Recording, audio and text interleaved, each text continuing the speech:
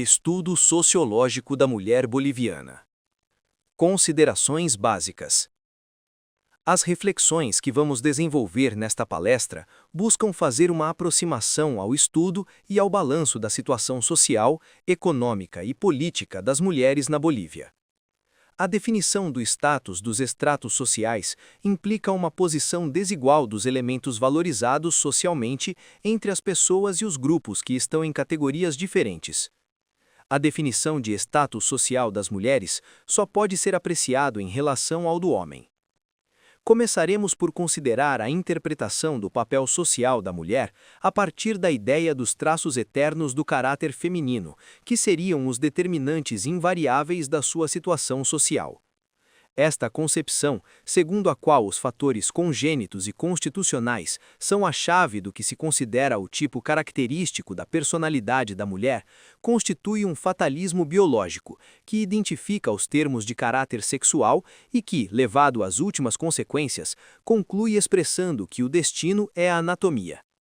Sobre essas bases, estabeleceu-se historicamente a dicotomia homem e mulher, em que se polarizaram qualidades opostas, que seriam superioridade, inferioridade, sujeito, objeto, bem, mal, transcendência, imanência. O homem é considerado o único essencial, a mulher não é para o homem. Teorias como a de Weininger são escritas nessa linha, tão sedutora para os homens, que nega à mulher personalidade, individualidade e transcendência, o que equivale a negar a sua qualidade humana, da mesma forma que a tradição judaico-cristã lhe nega a posse da alma. Estudos realizados em sociedades primitivas comprovam que atitudes e traços considerados femininos ou masculinos são atribuídos a ambos os sexos, segundo a forma de organização social e segundo diferentes avaliações. As mulheres desempenham diferentes funções nas diferentes sociedades e, segundo elas, revelam diferentes atitudes e características mentais como resultado do impacto da situação histórica nas estruturas de caráter. Toynbee diz que a emancipação das mulheres e sua evasão de casa e do trabalho na rua é um dos 3 fenômenos revolucionários da época. Assim, a questão é plenamente válida e, portanto, deve ser analisada de forma objetiva e, dentro das possibilidades, cientificamente. O pensamento moderno reconhece uma multiplicidade de fatores na formação da personalidade. Dentre esses fatores, vale mencionar os seguintes com referência à personalidade da mulher. Os grupos minoritários subjugados secularmente desenvolvem a personalidade típica dos dominados. A forma de trabalho que deve cumprir conforma sua mente e a distorce numa atitude astuta de defesa. A educação, primeiro em casa e depois na escola, são fatores poderosos para corrigir traços psicológicos. A menina é educada para a mulher e o menino para o homem. Os traços intrinsecamente atribuídos às mulheres, mesquinhez, servilismo, frivolidade, conformidade, etc., podem ser produto de seu confinamento dentro do grupo familiar. Um horizonte tão estreito não pode estimular atitudes superiores. As demandas limitadas do meio social simplificam o caráter que corresponde a essas pequenas circunstâncias. Se as exigências são diversificadas, o pensamento e a ação tornam-se mais complexos. Assim, o caráter responde não apenas de acordo com a sua capacidade, mas também segundo com os interesses, incentivos e o papel social que desempenha em uma determinada cultura. A grande massa de mulheres esteve à margem da história. Somos herdeiros de nossos ancestrais, tanto em termos de qualidades inatas, quanto em termos de qualidades adquiridas. A sociedade é um produto de uma longa evolução. Muitos hábitos, tabus, medos, instituições, costumes sobrevivem, pesam ainda irracionalmente. Do que foi dito, pode-se concluir que os seres humanos e, portanto, as mulheres, são condicionados socialmente. O fator biológico seria uma condição do desenvolvimento da personalidade, não a sua causa.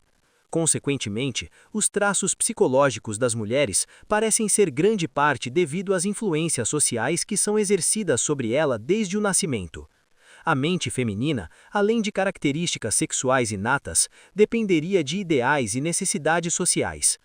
Dessa forma, o masculino e o feminino seriam apenas núcleos em torno dos quais se forma a personalidade, ou seja, Os traços psicológicos não são estáticos e eternos, mas respondem à estrutura da sociedade.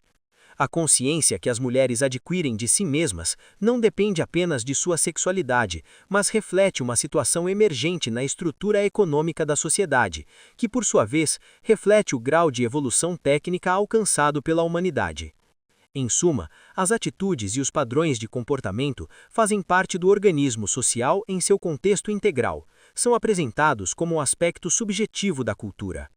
A mulher da sociedade contemporânea experimenta uma mudança notável na sua condição social, que, segundo Fichte, se apresenta sob os seguintes aspectos: tem mais liberdade de ação para participar de grupos sociais, jogos, esportes, etc. Sua situação econômica mudou, isto é, possui dinheiro por seus próprios meios, que constitui um critério de valorização social. Conquistou direitos políticos e, finalmente, geralmente, é a representação do status social de seu marido.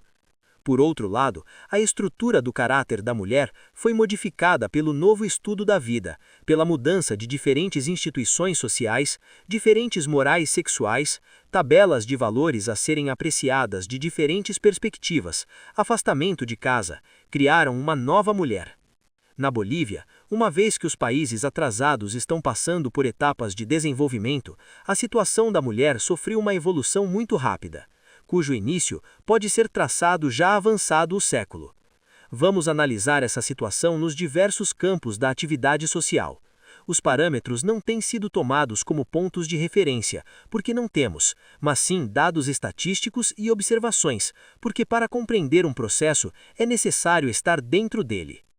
Para estudar a condição social das mulheres bolivianas, é preciso não esquecer a nítida divisão de classes determinada pelo desenvolvimento desigual da economia, pela dependência e pelo atraso, diferenciação que se radicaliza em relação à classe campesina.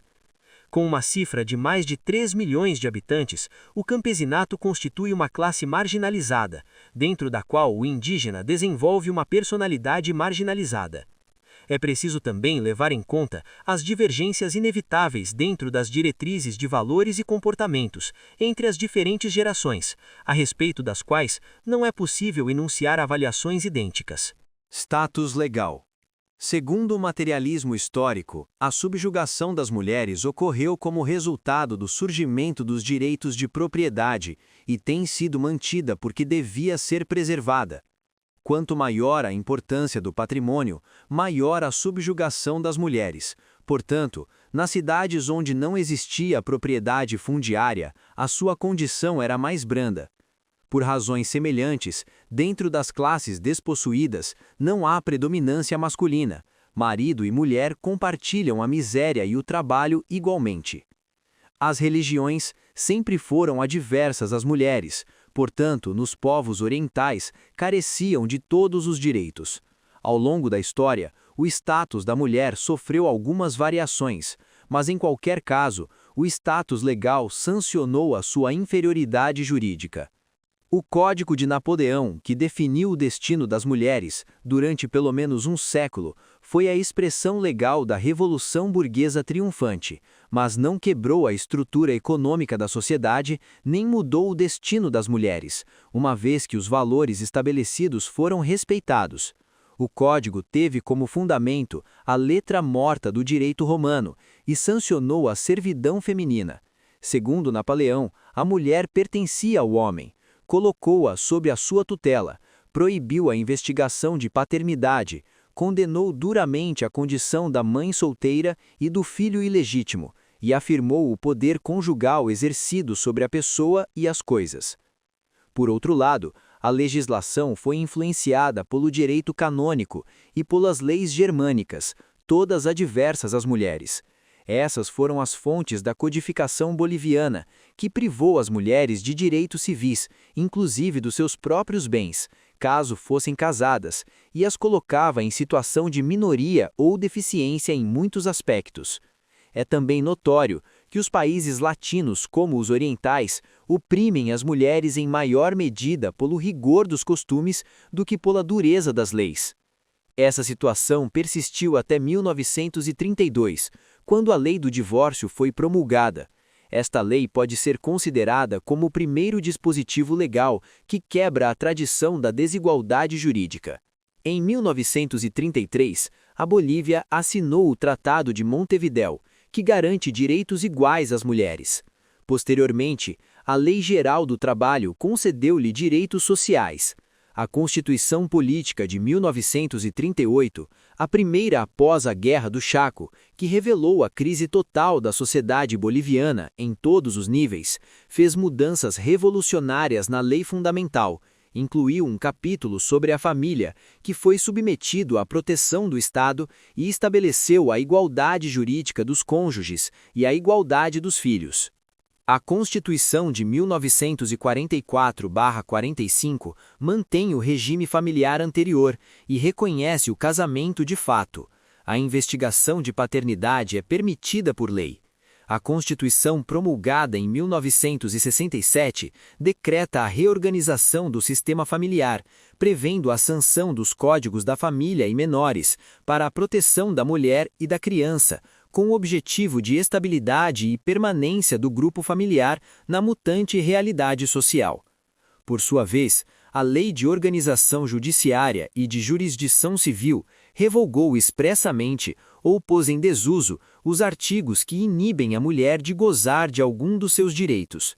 Em suma, em poucos anos, as mulheres conquistaram a plenitude dos direitos civis e também os políticos, a que nos referiremos mais adiante. Isso porque a situação está de acordo e foi determinada pelo desenvolvimento social. Porém, as pessoas e grupos muito protegidos tendem a perder dignidade e pudor. As leis que protegem mulheres e filhos podem ser usadas a serviço de interesses econômicos e pessoais. A mulher deve ser considerada um ser humano consciente e responsável, e esse deve ser o tratamento que a lei permitir. Situação política. A Revolução Francesa, que estabeleceu o sistema liberal, manteve a validade das normas sociais do antigo regime, porque era do interesse da nova classe dominante, mas o seu ideal individualista e democrático era favorável às mulheres. A Declaração dos Direitos do Homem não declara explicitamente os das mulheres, mas as classes oprimidas podem entender muito bem que a declaração era dos direitos do ser humano, e esse era de fato o caso nas ideias e concepções políticas dos enciclopedistas. A filosofia do Iluminismo promoveu a independência dos países americanos, que organizaram os seus sistemas políticos dentro de moldes liberais. Essa ideologia padronizou as constituições. Esse foi o caso da Bolívia, onde os pressupostos teóricos permaneceram inalterados por um século inteiro. Quanto à posição da mulher, as denúncias feministas de Adela Zamudio datam de 1887. Embora as publicações jornalísticas que defendem os direitos das mulheres tenham surgido já em 1848, possivelmente devido à influência das revoluções europeias. A rápida evolução das concepções sobre o papel da mulher foi uma das manifestações de grande abalo da consciência nacional, consequência da Guerra Internacional de 1932. Do seu seio emergiram novas correntes ideológicas e um balanço negativo do nosso desenvolvimento social. Por outro lado, a guerra permitiu que as mulheres ocupassem cargos deixados vagos pelos combatentes, circunstância que as tirou de casa e lhes permitiu medir as suas possibilidades de atuação na sociedade. O governo Bush, depois da guerra, fez reformas constitucionais em 1938. Em seguida, a Constituição de 1944 modificou o artigo 41, que definia o conceito de nacionalidade, prejudicial às mulheres. A mesma Constituição concedeu-lhe cidadania e voto, como teste para a formação de governos municipais. Mas foi o processo social emergente do movimento revolucionário de 1952 que modificou as estruturas sociais, o determinante da supressão da discriminação legal baseada no sexo. A Constituição de 1961, ao estabelecer o voto universal, concedeu-lhe a cidadania plena com direito a voto e o exercício de função pública sem limitações legais. Em relação ao exercício dos direitos políticos nas diversas classes sociais, encontramos também diversas atitudes. A raça subjugada e a mulher nativa estão repletas de inibições implícitas, não só por causa da sua categoria de marginalidade, mas também por suas próprias atitudes internas decorrentes de múltiplos conflitos, entre os quais a ambivalência de valores que resulta da participação de duas formas culturais é uma dos decisivos. O seu caráter introvertido é acentuado pela falta de comunicação com os centros urbanos, tanto pela distância quanto pela linguagem. No entanto, a tradição heróica de Bartolina Cisa sobrevive na raça indígena, e embora o seu comportamento se deva a motivações bastante emocionais, ela participou das agitações camponesas que precederam a reforma agrária. Nos dias da reforma, quando o camponês acreditava estar assistindo ao alvoreço de sua redenção, assistia a comícios e manifestações e depositava sua esperança nas urnas eleitorais. Depois da euforia, foi recolhido na grande massa anônima que manipula a ambição de poder de turno. Contudo, o campesinato não voltou à sua condição anterior. Como toda classe que tomou consciência de uma situação de injustiça, não volta ao mesmo ponto de partida. Quando a camponesa sai do campo em busca de trabalho, o faz no altiplano, nas minas, em condições de palire. Lá, participa das ações de reivindicação dos seus companheiros mineiros e geralmente morre sob suas bandeiras. A mulher do povo boliviano participa de motins e costuma ser admirável por sua coragem e determinação. A história da Bolívia preserva a memória das mulheres que se cobriram de glória na Guerra da Independência, com extraordinária integridade e força moral, animadas pela ideia de liberdade. Na era republicana, houve casos de mulheres que tiveram participação ativa e ousada nos movimentos políticos. Desde há algum tempo, se formam em certa medida nas fileiras dos partidos, mas pode-se dizer que, com raras exceções, as mulheres bolivianas carecem de formação ideológica e política. Normalmente agem movidas por motivos sentimentais. A maioria não está interessada em problemas públicos de ideias gerais, nem de problemas sociais. Até mesmo as mulheres profissionais das universidades ancorajam a convicção de que política é coisa de homem. Deste modo, a mulher que assiste aos eventos políticos com seu voto nada mais faz do que dobrar os votos masculinos, pois abaixo da influência das pessoas ao seu redor, adota a atitude que qualquer influência lhe impõe. É claro que não pode ser chamada de participação política a adesão a um governo pelas vantagens que essa posição implica. A política, para quem tem uma ideia racional dela, é um dever de consciência. Fundada em uma concepção do mundo, é realizada em uma praxis, cujo objetivo deve ser o ideal de felicidade e libertação do homem pela criação de novas formas de existência humana. Assim concebida, não trata-se simplesmente de homens ou de mulheres, é um problema humano, cuja solução diz respeito a toda a sociedade humana. Nas gerações mais novas, parece que as mulheres estão mais inclinadas a fazer parte das correntes políticas.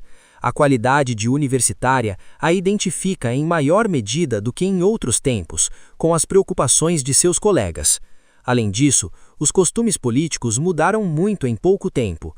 A democracia está em declínio e as mulheres conquistaram um último direito político, o de sofrer perseguição e humilhação, prisão e exílio, dentro do novo estilo de barbárie do Estado moderno. Este fato parece mostrar que as mulheres estão começando a aderir ao processo político com mais convicção e com ideias definidas.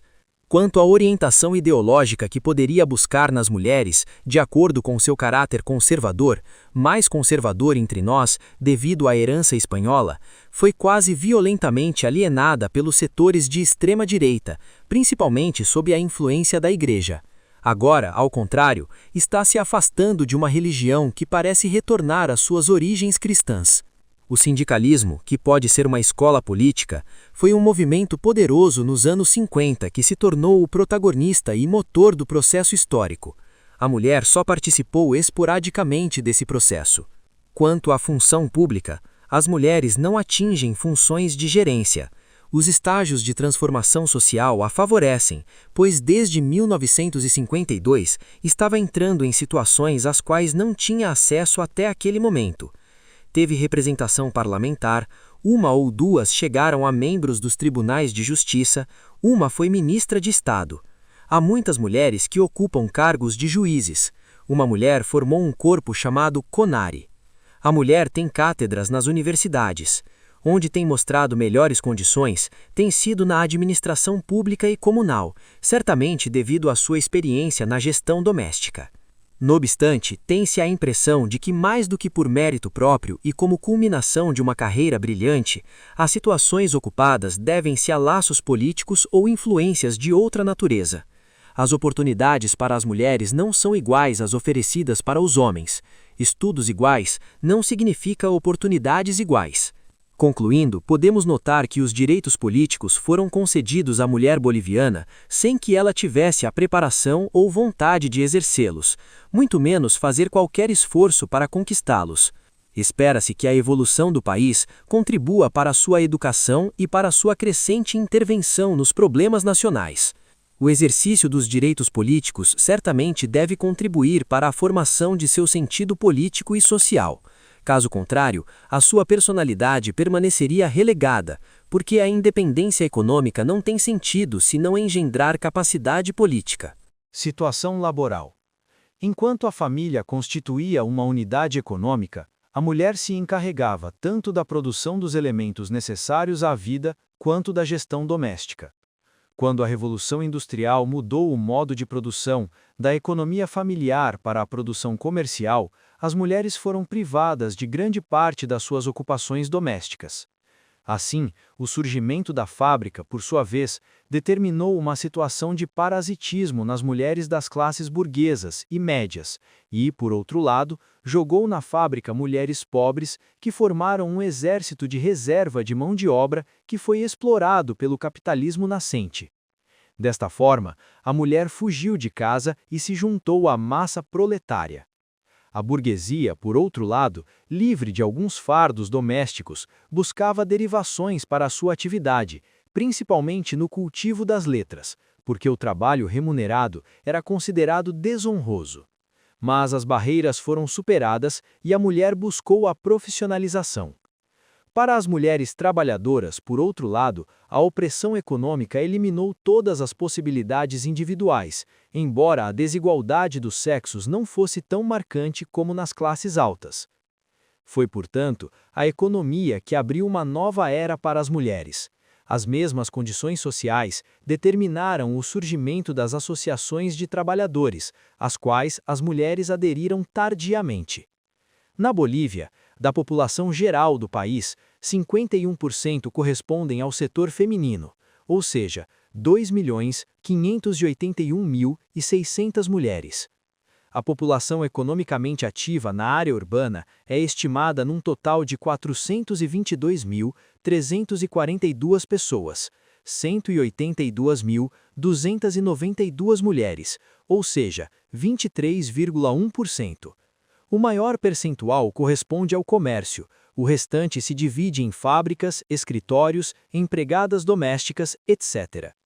O último censo realizado no país apontou o maior percentual ocupacional feminino na categoria profissional, que inclui ensino, serviços domésticos e pessoais, 74%. Na administração pública, apenas 24% correspondem a mulheres, 42% no comércio, 48% na agricultura, 9% na indústria, 5% no transporte, etc. Em termos de idades, o maior número de mulheres trabalhadoras encontra-se na faixa dos 15 aos 19 anos. Quanto ao estado civil, 45% são solteiras, 51% casadas, 0,52% divorciadas. Em todas as ocupações, os cargos de chefia e os mais bem remunerados correspondem a homens. A renda no setor masculino é sempre superior à feminina. No entanto, em algumas cidades como Cochabamba, o número de contribuintes do sexo feminino supera o dos homens. A grande maioria das empresas, com exceção da grande indústria, está nas mãos de mulheres. A natureza do trabalho varia de acordo com as várias classes sociais. Desde o Império Inca, as mulheres indígenas compartilhavam com os homens, cooperavam na agricultura e cuidavam do trabalho doméstico. Atualmente, este trabalho de cooperação familiar continua. Ela trabalha com tecelagem, costura, tinturaria e algumas outras ocupações. Não chegaram ao campo as leis trabalhistas ou as previdências sociais. A lei da reforma agrária aboliu o trabalho gratuito. Na empresa agrícola, os trabalhadores camponeses estão sujeitos às determinações das leis sociais. Se a camponesa emigra para a cidade, geralmente entra no trabalho doméstico, é a única possibilidade de mobilidade social. A mulher da aldeia, a chola, é uma mulher forte e paciente. Comerciante hábil, contribui para a manutenção da casa ou a sustenta sozinha. Ela é quase exclusivamente responsável pela educação dos filhos. Normalmente lida com comércio retalhista e também, inegavelmente, com pequeno contrabando. Nos centros industrializados, há algum percentual de operárias fabris, nenhuma qualificada. Em todo caso, a mulher popular sempre gozou da liberdade de trabalho e, consequentemente, de costumes. Os salários mínimos indicados por lei são: operários de ambos os sexos, 950 pesos bolivianos; comércio, 1.250 pesos bolivianos; gastronômicos não alimentares, 1.200 pesos bolivianos. É claro que os salários dos homens, em virtude da qualificação técnica, sobem acima do mínimo. Dentro desta classe está também a que presta serviço doméstico, atualmente em trânsito para a profissionalização, principalmente na docência. A mulher de classe média trabalha em cargos subalternos da administração com salários mínimos. No ensino, são poucas as profissionais que vivem do trabalho independente: médicas, advogadas e escritoras ou artistas. A Lei Geral do Trabalho, de acordo com a Constituição Política do Estado, protege a mulher trabalhadora. São proibidos o trabalho em locais insalubres e pesados, que afetem a moral, o trabalho noturno, exceto em casos específicos, como enfermagem ou serviço doméstico. Reconhece a lei licença maternidade com direito a 50% do salário, licença lactação, obrigação das empresas instalarem infantis. Estabelece jornada de trabalho de 8 horas diárias ou 40 horas semanais. Existem regulamentos relativos ao serviço doméstico em relação a férias anuais e horários de trabalho. Por sua vez, o Código da Seguridade Social contém disposições a favor da mulher trabalhadora ou da esposa ou companheira do trabalhador. A Seguridade Social é expressa em renda de viúva, renda de órfão, seguro maternidade, serviço de higiene preventiva de maternidade e infantil, abonos de família que consistem em subsídios para casamento, nascimento e amamentação, assistência médica hospitalar e cirurgia de maternidade. A operária deve ser, por força de lei, assistida por serviço social contratado pela empresa. Todas as leis que fazem parte da avançada legislação social boliviana são respeitadas de forma relativa. Sua aplicação na prática é contornada. No que diz respeito ao movimento sindical, as mulheres que, desde o início, eram avessas a se associar, se conscientizaram da sua importância e necessidade e foram gradativamente incorporadas. Hoje, todas as trabalhadoras pertencem a organizações sindicais, mas não ocupam cargos de chefia. Em todo caso, houve uma mudança na consciência das mulheres trabalhadoras sobre seus direitos e as vantagens do sindicato. Situação cultural. Na Bolívia, a educação das mulheres começou bem no século.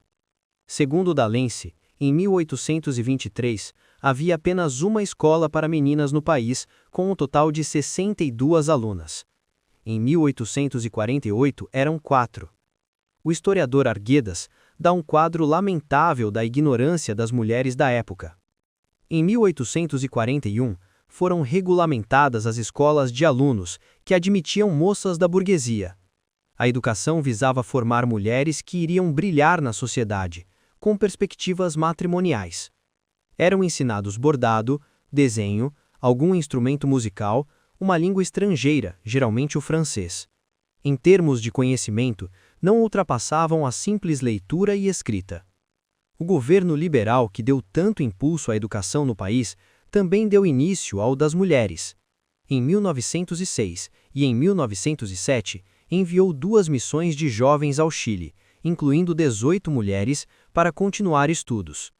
Em 1909, foi fundada a Escola Normal de Mestres, que teve que enfrentar todas as formas de resistência social a ponto de exigir muita coragem para entrar nas suas salas de aula, que eram muito mal consideradas socialmente. No entanto, a Escola Normal deu profissões a centenas de meninas. Posteriormente, foram sucessivamente criados outros centros de formação para a docência, de modo que se pode dizer que a educação está nas mãos das mulheres. A Escola Normal tem contribuído para a evolução da mentalidade feminina e para sua independência econômica. Em 1913, foi fundado em Sucre o primeiro colégio feminino, que foi único por muitos anos. Jovens de grupos abastados inicialmente frequentavam as suas salas de aula. Foi um passo progressivo porque até então a educação das mulheres não fora considerada uma necessidade. A mulher popular era completamente analfabeta. Em 1915, um grupo de intelectuais proeminentes organizou uma academia chamada Universidade Feminina. Segundo a Costa dos Réus, fora inspirada na Universidade dos Anais de Paris. Foram ministradas palestras sobre diversos temas. Após 2 anos, a limitação e a intolerância do meio ambiente acabaram com essa tentativa. Em 1919 e em 1923, ingressaram nas faculdades de Medicina e Direito de Sucre, as primeiras mulheres admitidas em universidades do país. Simultaneamente, outra o fez em La Paz. Em 1925, formou-se a primeira médica e em 1928 a primeira advogada. A atitude das mulheres que ingressaram na universidade naquela época foi muito valiosa. Elas limparam o caminho que as gerações subsequentes seguiram sem dificuldade. Hoje, há uma verdadeira invasão de mulheres na universidade, principalmente em algumas faculdades. Curiosamente, grande número escolhe a carreira de advogado, que hoje perdeu prestígio. No passado, os advogados eram os guias do país. Hoje dão técnicos. Os estudos de economia também são preferidos, embora na prática profissional seja comum que permaneçam em cargos de secretariado. Existem estudos especificamente femininos, como enfermagem e assistência social, com oportunidades ocupacionais apreciáveis. Os estudos de farmácia também atraem o maior número de mulheres. Percebe-se que os estudos humanísticos permanecem para as mulheres, enquanto os estudos técnicos são quase exclusivamente masculinos. Embora a universidade abra as portas sem restrições, não se pode falar de um alto nível cultural do setor feminino. A profissão é buscada, mais como instrumento de cultura, como solução para o problema econômico e também, sem dúvida, como meio na busca de uma solução para o casamento. De um modo geral, pode-se afirmar que apenas uma elite de mulheres possui um grau mais ou menos alto de cultura. O dicionário biográfico de Elza Paredes lista 162 nomes de mulheres, mas estão incluídas aquelas que se destacaram em todas as atividades. Porém, é nas formas de cultura, principalmente nas letras e nas artes, que as mulheres se afirmam desde a antiguidade, que o seu destino esteve profundamente ligado à evolução cultural. Na América Latina, as mulheres mais proeminentes estão na poesia, da mesma forma que na Bolívia se destacam muitas poetisas. Parece que a mulher se expressa naturalmente no verso. As mulheres bolivianas também são jornalistas, escritoras, escultoras e pintoras, e incluem figuras de qualidade. Existem prêmios nacionais em poesia e romances. A escultora Marina Nunes del Prado goza de prestígio internacional. Organizações culturais femininas foram formadas no país, embora as de natureza religiosa e carativa continuem a predominar. Em 1923, foi fundado o Ateneu Feminino de Bolívia. Em 1936, a Legião Feminina América, que postulava ideias muito avançadas com tendência socialista. Em 1948, foi fundada a Associação de Mulheres Universitárias. Existem também agrupações de mulheres em várias profissões. Mencionamos as possibilidades das mulheres que têm a cultura. Nos grupos mais negligenciados, se as condições econômicas e sociais das camponesas são diferentes das da cidade, a distância cultural é imensurável, devido às circunstâncias econômicas e sociais. A camponesa sofre em maior grau do que o homem rural a falta de acesso à educação, a tal ponto que a variável sexo está diretamente relacionada ao analfabetismo. Estudos realizados em comunidades indígenas indicam percentagens cada vez maiores de desconhecimento da língua espanhola nas mulheres do que nos homens. É sabido que o único meio de comunicação com os organismos educativos é o espanhol. Os percentuais de analfabetismo e analfabetismo funcional também são mais agudos. A saída também é maior. Mesmo do ciclo básico, não há menina camponesa que passe desse ciclo. Por outro lado, somente os homens deixam a comunidade em busca de trabalho ou em atividades comerciais, enquanto as camponesas ficam longe dos centros de cultura. A mulher, trabalhadora, a obreira, enfrenta o problema do desenvolvimento intelectual, porque não tem oportunidades, tempo e dinheiro. A questão do trabalho é decidida pelo imperativo econômico. Uma tabela estatística relacionada à educação das mulheres produz os seguintes dados. O setor feminino em grau de escolaridade é de 900 mil alunas, compreendendo as áreas rural, urbana, pública e privada. O ciclo superior tem 4.830 alunas e o nível universitário 5.000. Como se pode ver, a comparação do ano de 1923, que dá 3 universitárias com mais de 4.000 hoje, dá a medida do progresso na educação das mulheres. No setor de trabalho feminino, o percentual de analfabetismo é de 30%, analfabetismo 3%, educação básica 20% e intermediário 20%. Costumes. Os sistemas morais, diretrizes de valores, fazem parte das estruturas sociais, bem como dos sistemas políticos, religiosos, educacionais, etc. Hoje, a economia, a tecnologia e os meios de comunicação unificaram o mundo de tal forma que as instituições e valores característicos da sociedade de massa e de consumo de nosso tempo atingem todos os povos e os processos contemporâneos de despersonalização, de alienação, de perda de identidade pessoal, de individualidade, são comuns em todos os lugares. Somente nas classes marginais, isoladas da civilização, sobrevivem os velhos hábitos. Entre os nossos camponeses, a família subsiste, as uniões têm caráter monogâmico e persistem as formas de casamento pré-hispânico, o tanacu e o sirvinhaco, normalmente anteriores ao casamento legal religioso ou civil, que cobre 90%. No campo, a moralidade sexual é rígida. O divórcio, a prostituição e o adultério são desconhecidos.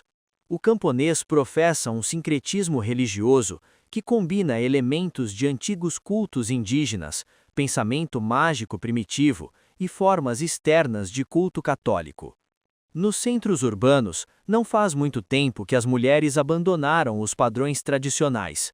A Igreja exerceu um controle rigoroso sobre os sentimentos e os comportamentos das mulheres burguesas, que viviam mais ou menos de acordo com as suas normas, controle esse que chegava à direção do grupo familiar. A moralidade sexual era rigorosa, e a conduta que se desviava da regra geral era julgada severamente. A mulher era profundamente religiosa e conservadora, apegando-se às formas rituais do catolicismo em vez dos seus fundamentos conceituais.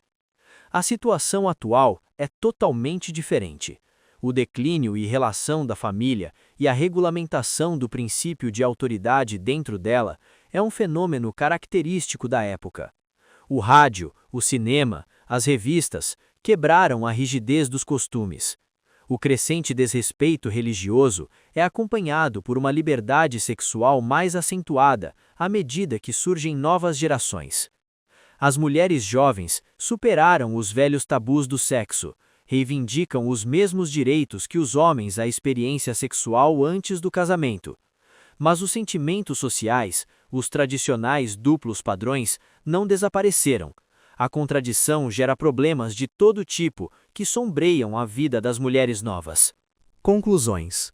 Dissemos que as mudanças nas formas de produção retiraram as mulheres de casa e as integraram ao trabalho.